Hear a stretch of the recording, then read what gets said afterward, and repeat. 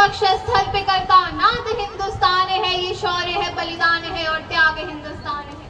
A very good morning to one and all present here, to honorable chief guest Shri Ajay Singh Ji Kharra, Shri Harinarayan Ji Mahant, SDM Sir, CPO Madam, all respected principals, dignified teachers, all treasured invitees and all my dear friends. This is Divyanshi Sharma from Mahatma Gandhi Government English Medium School, Shri Madhupur. Today, as we gather here to celebrate our 79th Independence Day of our beloved India, this day is not just a celebration, it is a powerful reminder of the sacrifices made by countless heroes who dreamed of a free and united India. On this day in 1947, India broke chains of colonial rule, but more importantly, we discovered our own voice. A voice that now reflects not just in the borders of our country but across the world stage.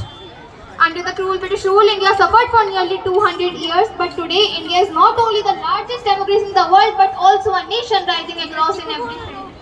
From Chandrayaan landing on the moon to our scientists leading innovations in AI and space tech.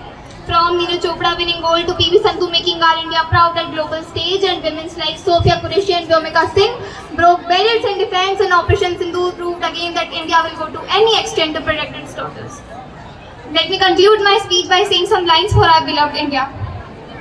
Bharat एक ऐसा महान देश है जहाँ हर भाषा में अपनापन, हर संस्कृति में सुंदरता और हर राज्य की अपनी अनोखी पहचान है.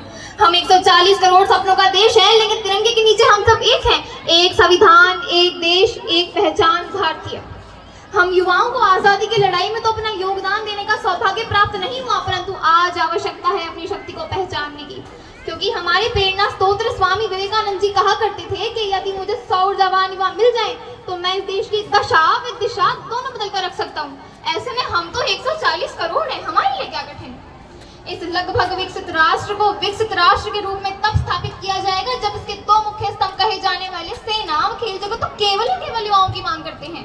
जहां न केवल नीरज चोपड़ा वैश्विक स्तर पर भारत को गौरवान्वित कराते हैं, वहीं दूसरी तरफ हेमा दास, पीवी संधू, मीराबाई चानू महिला सशक्तिकरण के अलादी कीर्ति स्तंभ स्थापित करती है श्रीमान. वैसे ही कौन सुकाज कठिन जग माही, जो नहीं होए ताज तुम पाही. बस आवश्यकता एक ऐसे भारत का निर्माण करने की जो भूगोल में, खगोल में, कला में, साहित्य में, विज्ञान में, अनुसंधान में, वाणिज्य में और पर्यावरण संरक्षण में माँ भारती का सिरमौर बनकर इस विश्व गुरु के सिंहासन पर पुनः सिंहासन रूढ़ हो. क्यों?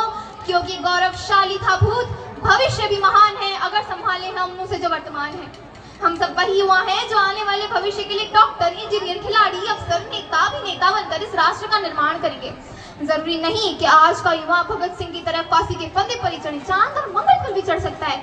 और यह भी जरूरी नहीं कि देश की बेटियां रानी लक्ष्मीबाई की तरह तलवार लेकर घोड़े पर ही दौड़ें, हेमा दास की तरह मेडल लेकर ट्रैक पर भी दौड़ सकती हैं. इसीलिए उठो जवान देश की वसुंधरा पुकारती, उठो जवान देश की वसुंधरा पुकारती, ये देश है पुकारता पुकारती माँ भारती.